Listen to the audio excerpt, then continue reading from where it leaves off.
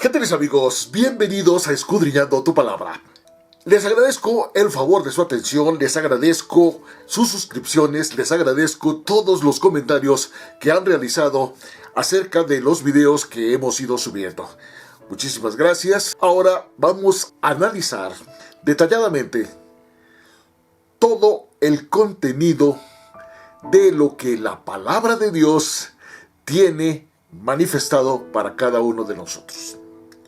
Y eso lo vamos a lograr a través de un análisis extraordinario, muy concienzudo, de cuáles son los diferentes aspectos del santo carácter de Dios.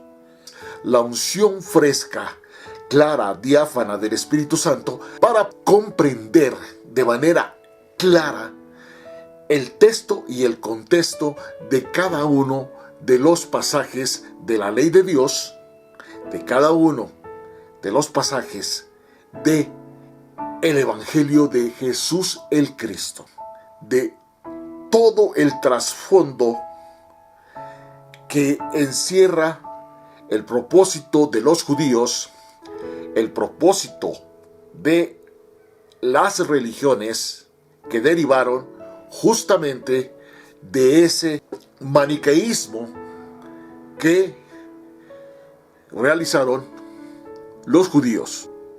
Aparentemente, todo comenzó con los 10 mandamientos que Dios le dio a Moisés, que, como ustedes saben, venía de un imperio. Había sido educado en ese imperio, el imperio egipcio. Y por la misma razón es que tenemos que analizar profundamente qué fue lo que motivó que Moisés no pudiera entrar a la tierra prometida. Si analizamos profundamente toda esta historia del Pentateuco, es decir, los 5 primeros libros, podemos colegir de que fue por haber cambiado las tablas de la ley por la ley mosaica, que, como vemos, Dios le entregó 10 mandamientos que son justamente el código sobre el cual el hombre tenía que manejar su existencia en esta tierra.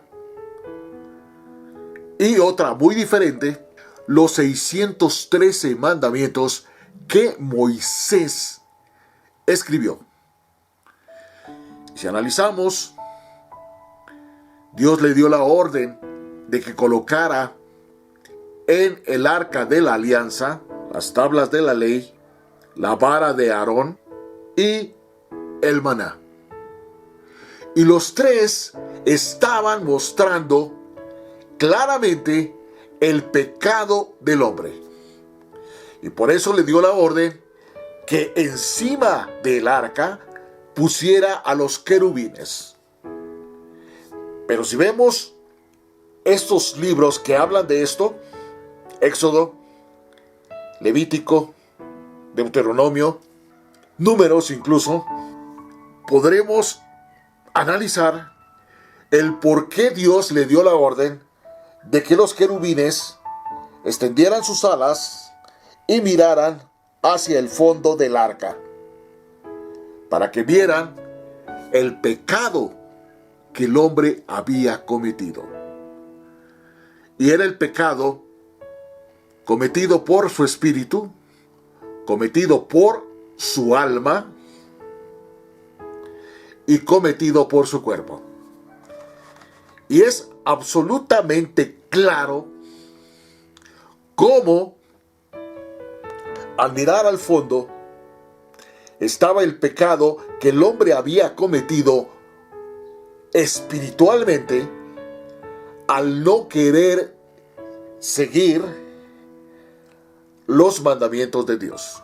El pecado que había cometido con su alma al no querer ser dirigido por la vara de Aarón. Y el pecado que había cometido con su cuerpo al no querer depender de el maná. Es claro, pero todo eso fue ocultado. Desgraciadamente es muy difícil saber si en realidad fue Moisés el que hizo esto o fueron los judíos. Es decir, toda la parafernalia que abarca, que implica todo lo que hoy conocemos como religiones. No importa de qué índole. No importa ninguna credo, sino todas son manejadas bajo los mismos cánones. Y se repite la historia cuando Jesús el Cristo entrega sus evangelios y Pablo los modifica o los cambia o los hace a un lado por los ministerios de Pablo. De tal manera que ahí justamente se perdió el conocimiento natural de un hijo hacia su padre y todo tipo de conexión. No hay conexión cuando yo no tengo conciencia plena de quién es mi padre y por lo tanto no hay forma de hacer un puente para comunicarme con mi padre. Si yo desconozco su naturaleza, si yo desconozco su carácter, si yo desconozco los diferentes aspectos de Dios, es imposible que pueda yo tener una conciencia y conciencia plena de quién es mi Padre y qué puedo esperar yo de mi Padre y qué cosas no puedo esperar. ¿Qué cosas son las que le agradan verdaderamente a mi Padre y qué cosas son las que definitivamente no le agradan a mi Padre? Y entender que hay una diferencia entre lo material y lo espiritual. Son cosas completamente diferentes que no tienen ninguna manera de mezclarlos. Es como el agua y el aceite. Simple y llanamente no se pueden mezclar. Y eso justamente es lo que han hecho todas las religiones, porque aquí no se salva ninguna. Queridos amigos, vamos a estudiarlos y vamos a analizarlos, los aspectos de Dios, de manera que podamos entender que a pesar de que la verdad se ha manifestado plenamente, no ha habido manera de conocer la plenitud de esa verdad. ¿Alguna vez te has hecho la pregunta de cómo es Dios? ¿Quién es Dios? ¿De qué está hecho Dios?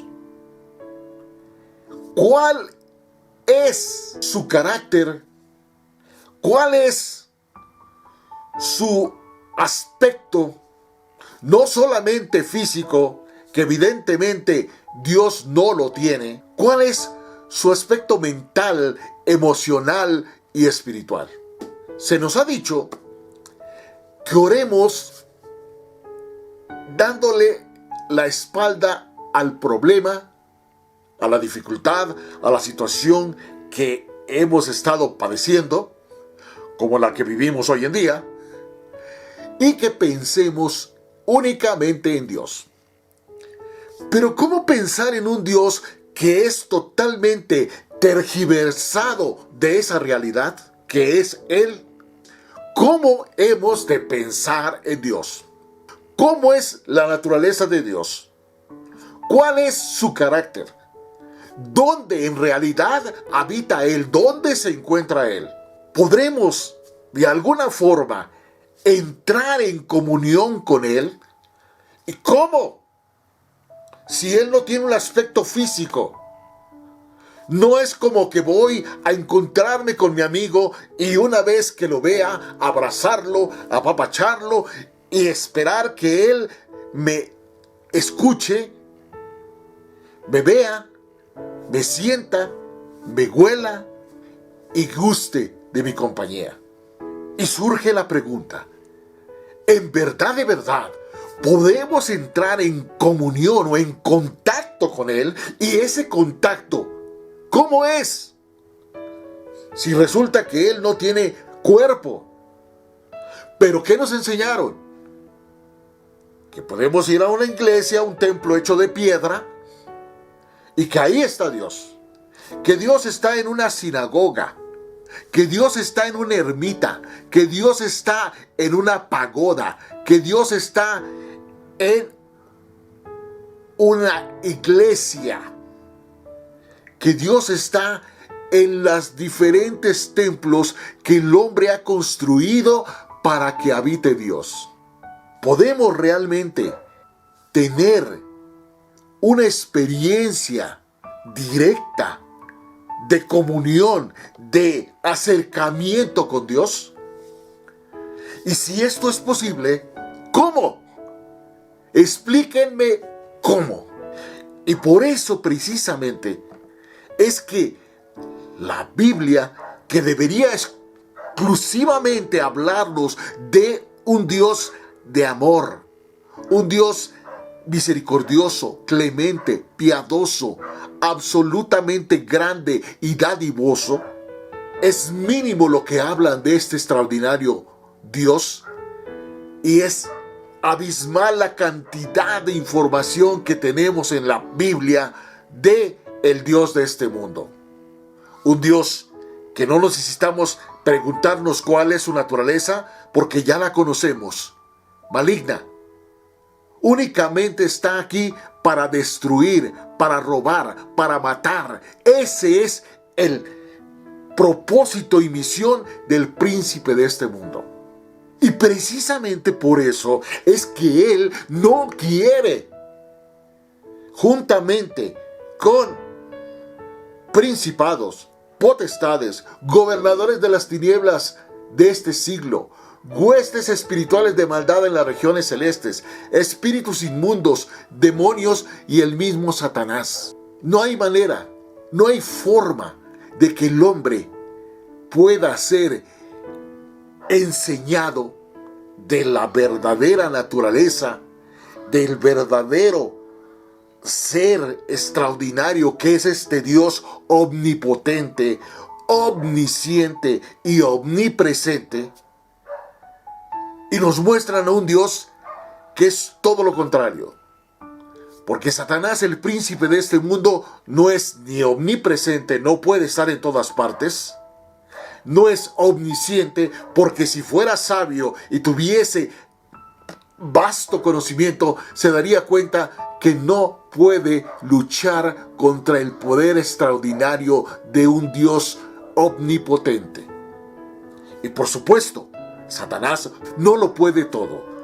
Por eso precisamente tiene que ir llenándose de ejércitos, formar ejércitos para que juntos vayan aniquilando y que sea más la masa mediocre, sin conocimiento, sin cultura, sin la manifestación de su naturaleza como hijo de Dios, para destruir lo que el Dios Todopoderoso ha creado para el bienestar de todos los que estamos conociendo al Dios Todopoderoso, de los que somos en verdad de verdad sus hijos.